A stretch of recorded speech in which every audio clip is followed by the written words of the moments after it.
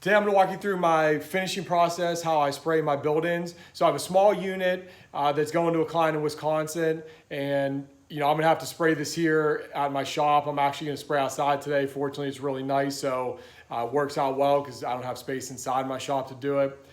Normally I spray my projects either in place or once they're in place and installed, or just I use the client space and spray there and set up just a little spray booth on site.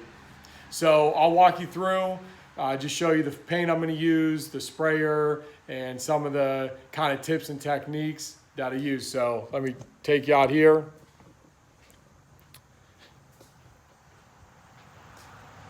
Okay, so this is the unit I'm going to be spraying. Okay, that's the upper half right there. There's the lower half. It's actually upside down right now. So I do that intentionally because this is the bottom right here, and I just don't want any of that affected. This down here, if anything, any issues there with the spray sticking to those sticks, not a problem. The couple inches there will be covered with crown anyways, so that's why I actually paint that upside down. And they're both on rollers. They're both on little carts, so just you got to be thoughtful about how you're gonna get these back where you need them. So I just put mine on little carts I picked up from, these were from Harbor Freight. So over here on my sprayer, so I got this I don't know, about 2 years ago. It's a Nova 390 PC. This is what the rep at Sherwin-Williams recommended, and I don't really have anything to compare it to, but I do like it, and I can get the finishes to lay flat, but I do have some feedback on some of the Sherwin-Williams products. But as far as the actual unit itself, I do like it. Again, it's a Nova 390 PC. The gun I use here, this I believe just came with it. I don't remember getting anything special. And then I use the blue guard and the Rack X fine finish low pressure 310 tip.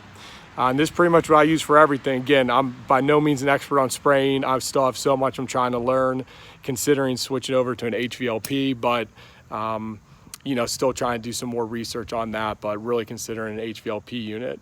But again, I get great results with this when I do use it, as far as the finish looking nice and laying flat. Just a couple little tips here, and I've learned this the hard way. Make sure you tighten this really well with some type of wrench.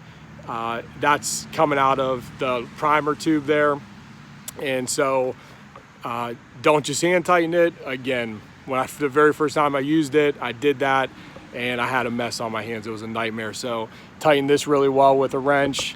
Where we're connecting to the hose here, you want to tighten this really well, and just make sure everything's nice secure. Okay, for the finishes, this is the paint I use, the premium wall and wood primer from Sherwin-Williams. And then the top coat I use is Emerald, the urethane trim enamel. Okay, so just a little bit of, my experience again. I used to use the Pro Classic Alkyd acrylic. Those are the ones I started with, and they lay nice, they look nice, but from my experience, I can never get the tack to go away. I'm talking a year later, 2 years later, I followed to a T exactly what the Sherwin-Williams specs are, and I never on horizontal surfaces like a shelf could ever get the tack to go away. Again, it looks nice, it's durable, it lays nice, but I always have the tack, and it was driving me nuts. So about a year ago, they came out with the Emerald urethane, or at least that's when it was available, like at our local one. And it may have been a little bit longer than that, but anyways, about a year ago or so, I started using this, and significantly better. I'm so much happier with this. There's no tack on the horizontal surface, so this is the only thing I'll use now. Compared to the Pro Classic, significantly better as far as how it lays. I've done several units of my own, several units for clients, and I don't have that issue anymore on the horizontal surfaces.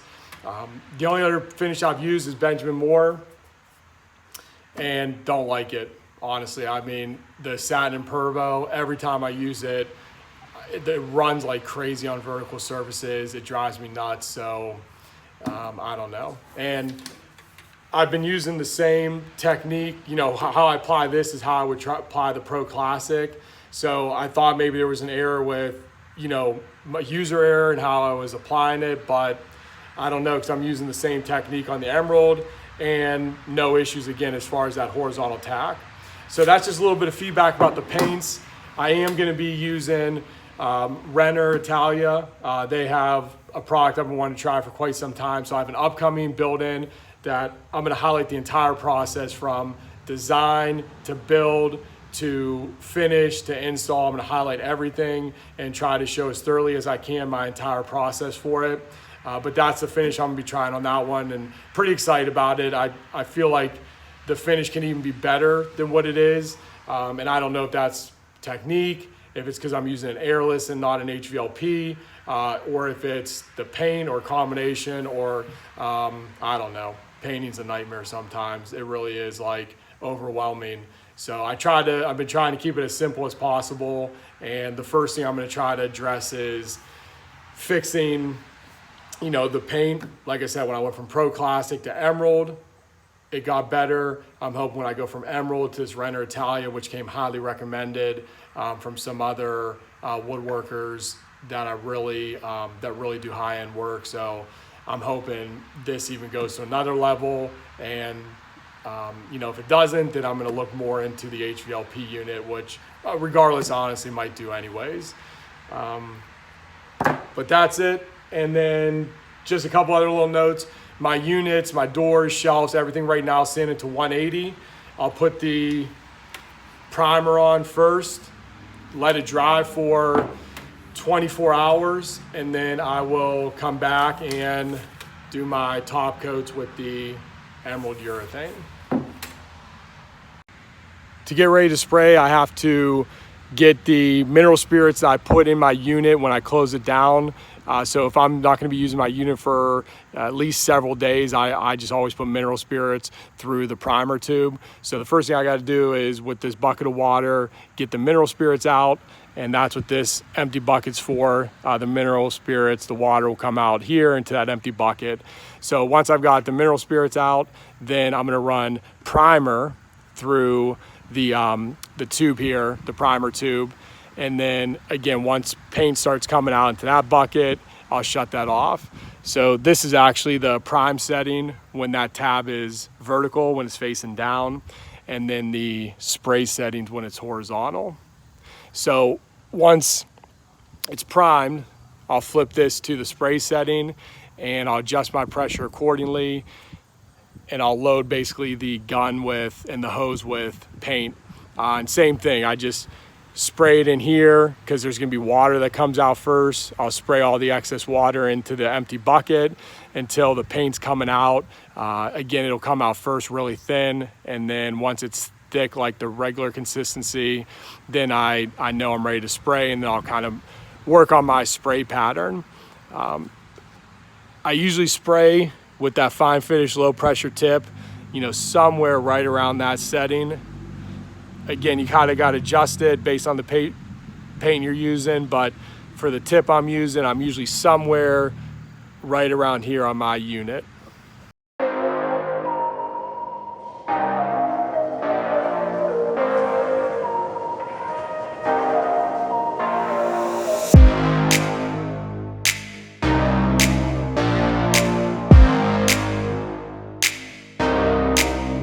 Let me show you what I was doing on the cardboard. So I was getting my spray pattern dialed in. What you're looking for is on the edges, like you can see here, the paint starts to thin out. So in the center, it's the thickest, and it starts to thin its pattern as it works to the edges. So this is what I was after. I'm gonna start spraying the backs of my shelves and doors, which are here. And I always start with the backs so those can dry first, and then I'll go spray the main unit, and then I'll come back and spray the fronts. But one of the main reasons I start with the backside, if it ends up having, you know, a little bit of tack still while I'm letting the front sides dry on sticks or whatever I'm propping it up on, if it ends up getting a little bit of marking, I'd rather be on the backside because, you know, that's gonna be far less visible than if the front of a door or the top of a shelf ends up with marks on it. So I always err on the side of let the backs end up with marks if something would happen. But the goal obviously is to not have that happen. Day like today, really hot, everything should dry pretty quickly, so it shouldn't be an issue. Just a little side note, again, I'm just learning about painting, so if you want a lot more information, a lot more really good information, guys that are far more educated than me, I would check out Paint Life TV. I've learned so much from them. Again, it can be overwhelming. There can be a lot to dive into, but there's no one I found better at putting out really good content than the guys at Paint Life TV. They're really educated, and they have tons of good content and videos to help you along the way, so check them out. Everything is primed. There's the units, countertop. Here's the shelves. I just use these little triangles to dry them on. So the contact points, there's only 4 very small contact points. I do have a drying rack that I use. This was a small enough job that I just didn't want to set it up. I had just enough space to lay everything out on those little triangles, those little pyramids. So that's what I use there. Let me come out here and show you what I'm going to do to close down the unit. I'm going to take you through the process to close down the gun. I'm going to be using this tomorrow, so I won't run the mineral spirits through, but all I'm going to do is water, priming tube it to the water, very similar to how we got the unit ready. Put this tube into the paint. You will push out some paint so you can save that. Once it starts coming out water, I'll shut the unit off, flip it over to here, and I'll just run a couple gallons through the priming tube until, you know, water and only water's coming out of there. And you want to make sure it's on the prime setting again for that, where it's down the tab, vertical. And then once basically you've cleared this out, the paint out of this, the priming tube, okay, once that's clean, that's just got water coming through it, then we just got to do the same thing for the gun. So just flip it up to spray on horizontal. I'll actually take the tip and guard completely off, and again, push all the excess paint into the can here. And then once it starts getting watered down, thin it out a little bit, same idea, just run a bunch of water through, you know, the hose until it's just coming out water, no more paint. And then at that point, I'll put the guard and tip back on and then run just a little more water through to help clean this out. And then I'll disassemble everything and it'll be ready to go for the next time.